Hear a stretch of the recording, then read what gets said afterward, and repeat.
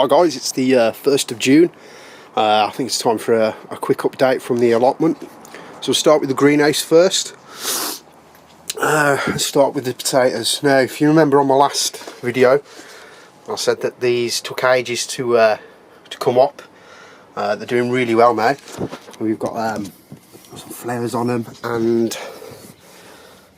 I can feel some taters in there, so I'm tempted to pull one of them and see what we've got. We've got some tomatoes as well, different varieties, and I can't remember the varieties if I'm honest. I just know the tomatoes. And we've got the sweet corn as well, and it was 4 in each pot, and I do believe we've got 100% germination on that one. Up there we've got some flowers that I was trying to grow, and I'll be honest, I'm crap at growing flowers. Nothing's happened. Then we've got some lettuce as well. They're slowly coming up, and some more beetroot. And then we've got some rocket as well. The first lot of rocket that I planted out was annihilated by slugs, so hopefully keep the slugs at bay and get these out. And we've got 3 tomatoes as well. These were sown, I think, beginning of February, and they've already got some flowers on there, so I'm quite happy with that. I'm hoping for a decent harvest of tomatoes, and hopefully I can spread them out throughout the season. Last year I had a load of tomatoes all in one go. So yeah, hopefully I can spread them out. Moving along, got a few things in the cold frame hardening off. Some French beans, courgettes, some more tomatoes, leeks, which aren't doing as well this year. They seem to be taking a while. And up there we've got some spring onions. This patch here will be used for my what are they? Sweet corn. So I'll grab my sweet corn in here. And then my potatoes. So starting from this end, I've got my main crops. Then we've got my second earlies, and then my first earlies, which are coming on quite nicely. I think end of June, I think I'll be able to pull these up. We've got some comfrey as well.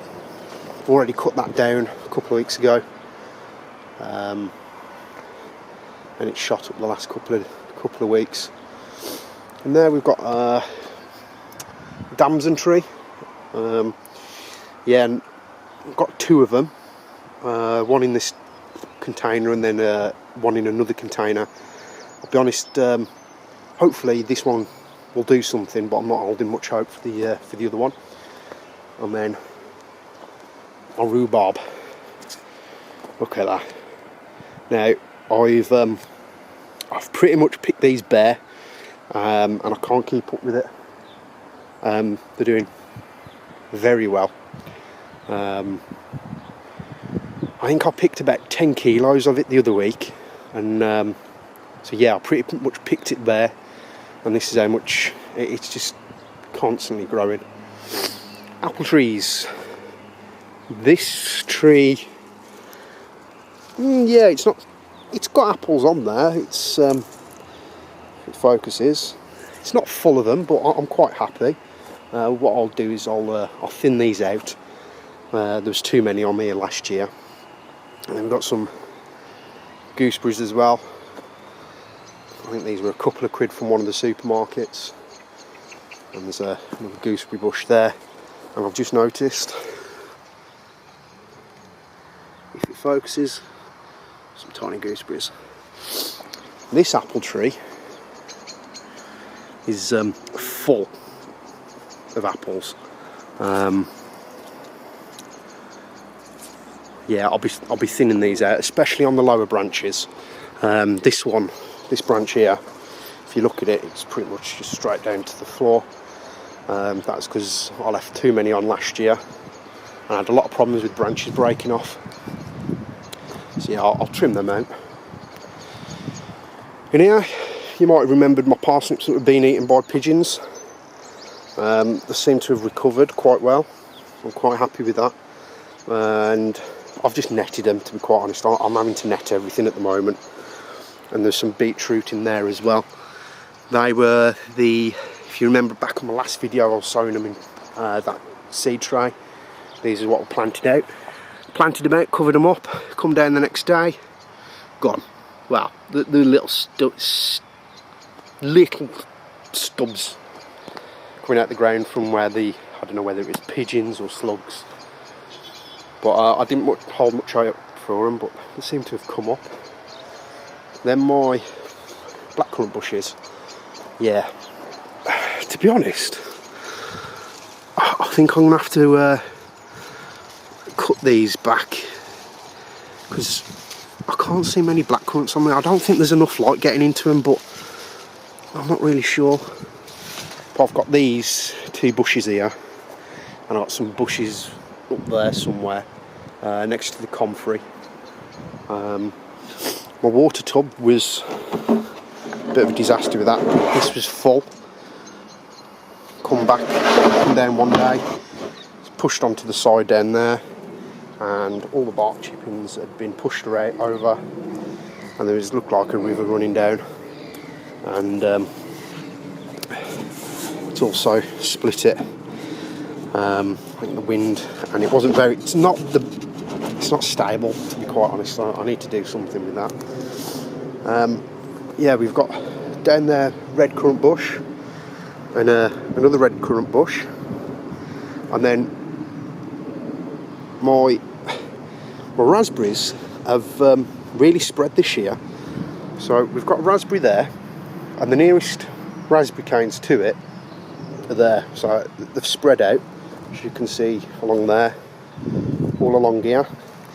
This one here is a new cane that I bought a couple of months ago, and this one's really spread. So hopefully I can get a decent harvest instead of just a couple of handfuls this year. Last year it was a couple of handfuls and I'd eaten them before I got to the car. And another new plant there. And I think this one wasn't really doing anything last year. It looked a bit pitiful, and it's really come on. My what is this? It's pear tree. If you remember last year, I thought I'd killed it. This year it's actually looking pretty good. There was some flowers on this, some blossom at the top here, but I can't see any pears on it. But that doesn't matter, because I was going to cut the pears off this year. Let this get established. Now, what I've done here as well, this branch was coming up and it was folding back over like that. So all I've done is I've just put some twine around it, and just put the twine around a broken slab. I'm going to try and get this branch to actually grow out, just to give the tree some bulkiness with it, because my idea is to have this tree quite a decent size before really I start harvesting it. It was a cheap one, £5 from I think it's Aldi, so I'm not sure what rootstock it's on. It could grow, that could be the size it gets, or it could grow a couple of more metres, I don't know. In here we've got my we've got a mix. We've got my garlic, which I planted out straight out into the ground, and as you can see, there's bits missing all over the place. So I think the future of it is sowing it first into the modules, and when they're big enough to plant out, and doing it that way. So for now, I've just filled the gaps with some sunflowers. If you remember, my strawberries were pretty much picked by the pigeons. They didn't look the best, but they've bounced back. I'm quite happy with these, and there's some strawberries on there now. I've got to put some straw down as well. I might do that shortly. And then, if you remember as well, the pigeons had this lot. So I netted it, but I'll be honest, I don't think the onions were doing too well under the nets. They look really sorry for themselves, so I've pulled the nets up, and I'm going to try it again.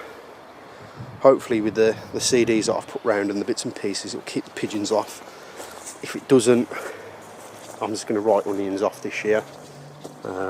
We've got some garlic. Weirdly, all the garlic that I've planted in this bed, well, I've sown in this bed, has come up. The garlic in that bed, it's been hit and miss. I'm not sure what's happened there. And then I've got some more onions down there. Again, they're looking really, really crap. But the pigeons pretty much picked them bare. And then we've got some shallots under a net as well. Pigeons have done the same with these. But these are looking a little bit better. Not the best, but as long as they come back, to be honest, quite a lot of pickled onions. Moving round, grapevine is starting to sleeve up. So, like I said, I'm gonna grow it along here. I'm gonna grow two, one up there and along, and then one down there as well. Might get another one and grow it up this bit here. Not sure yet. Mint, got some, I think it's apple mint.